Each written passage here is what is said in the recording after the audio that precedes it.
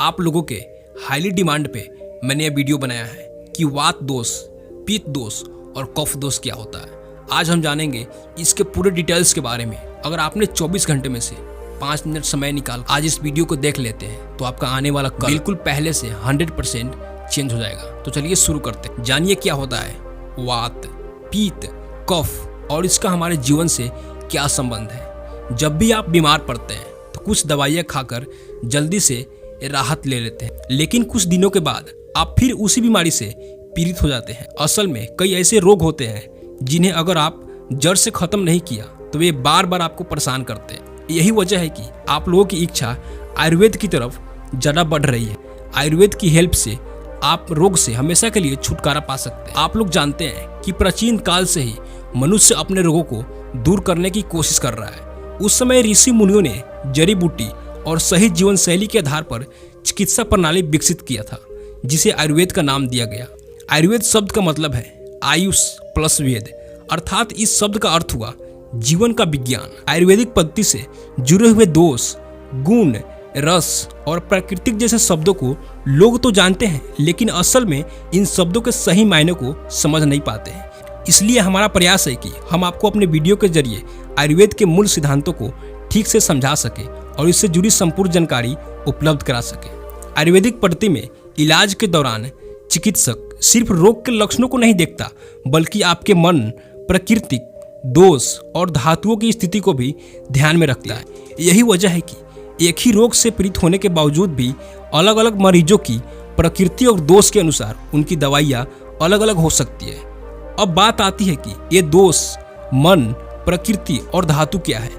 आइए सबसे पहले दोष क्या है इसे समझते हैं। जब भी आप इलाज के लिए किसी आयुर्वेदिक चिकित्सक के पास जाते हैं तो वे कहते हैं कि आपके शरीर में वात बढ़ गया है या पित्त के बढ़ जाने के कारण आपको यह समस्या हो रही है। हमारा शरीर 5 तत्वों यानी कि जल, पृथ्वी, आकाश, अग्नि और वायु से मिलकर बना है। आयुर्वेद के अनुसार शरीर का स्वास्थ्य इन तीनों चीजों पर सबसे ज्यादा निर्भर करता है। वात, पित्त और कफ, ये तीनों अगर शरीर में संतुलित अवस्था में है तो आप स्वस्थ हैं। अगर इनमें से किसी का भी संतुलन बिगड़ता है तो रोग उत्पन्न होने लगती है। इसी वजह से इन्हें दोष कहा गया है।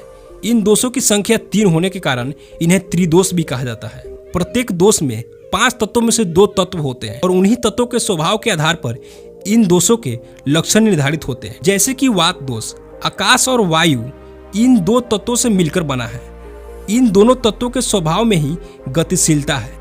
इन दोषों के असंतुलित होने के 2 कारण हैं। पहला कारण है इसका बढ़ जाना और दूसरा कारण है इसमें कमी हो जाना। लोगों की खराब जीवन शैली और खान पान से इसका प्रभाव चेंज होता रहता है और यही बीमारियों के मुख्य कारण होते हैं। असल में हमारे शरीर का निर्माण दोष, धातु और मल इन तीनों से मिलकर हुआ है और इसमें भी दोष को सबसे ज्यादा महत्वपूर्ण माना गया है।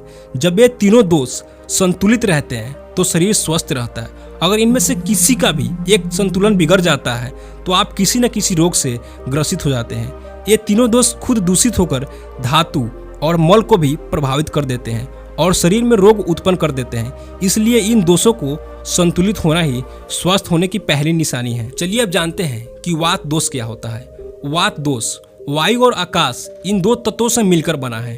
वात दोष को सबसे अधिक महत्वपूर्ण माना गया है। इसके अनुसार जो तत्व हमारे शरीर में गति और उत्साह उत्पन्न करता है वह वात दोष कहलाता है। शरीर में होने वाली सभी प्रकार की गतियाँ इसी वात के कारण होती है। जैसे कि हमारे शरीर में जो रक्त का संचार होता है वो भी वात के कारण ही होता है। वात की वजह से शरीर की सभी धातुएं अपना अपना काम करती है। शरीर के एक अंग दूसरे अंग के साथ जुड़ा रहता है, वो भी वात के कारण ही होता है। वात इतना प्रभावशाली है कि यह अन्य दोषों को एक स्थान से दूसरे स्थान तक पहुंचा देता है। इसके कारण अगर उस जगह पर पहले से ही कोई दोष मौजूद है तो वो दोष और बढ़ जाता है। हमारे शरीर में होने वाली कोई भी गतिविधि जिसमें गतिशीलता या मूवमेंट है वो वात की वजह से होती है। जैसे कि शरीर से पसीना या मल मूत्र निकलने की प्रक्रिया भी वात के कारण ही होती है। वात का शरीर में मुख्य स्थान कोलन या पेट माना जाता है। इसके अलावा नाभि के नीचे का भाग, छोटी और बड़ी आंत। अब जानते हैं कि पित्त दोष क्या होता है। पित्त दोष अग्नि और जल इन 2 तत्वों से मिलकर बना है। पित्त शब्द संस्कृत के तप शब्द से बना है, जिसका मतलब है कि शरीर में जो तत्व गर्मी उत्पन्न करता है वही पित्त है। यह शरीर में उत्पन्न होने वाले एंजाइम और हार्मोन को नियंत्रित करता है। अगर आप आम भाषा में समझना चाहे तो हम जो कुछ भी खाते पीते हैं यह सांस के द्वारा जो हमारे अंदर जाता है उन्हें खून, हड्डी, मज्जा, मल मूत्र आदि में परिवर्तन करने का काम पित्त ही करता है। इसके अलावा जो मानसिक कार्य है जैसे कि बुद्धि, साहस, खुशी आदि का संचालन भी पित्त के माध्यम से ही होता है। पित्त का हमारे शरीर में क्या स्थान होता है? शरीर में पित्त का मुख्य स्थान पेट और छोटी आंत होती है। इसके अलावा पसीना, लिम्फ, पाचन तंत्र और मूत्र स्थान में भी पित्त का निवास होता है। दोषों के महत्व और क्रम के अनुसार कफ तीसरे स्थान पर आता है।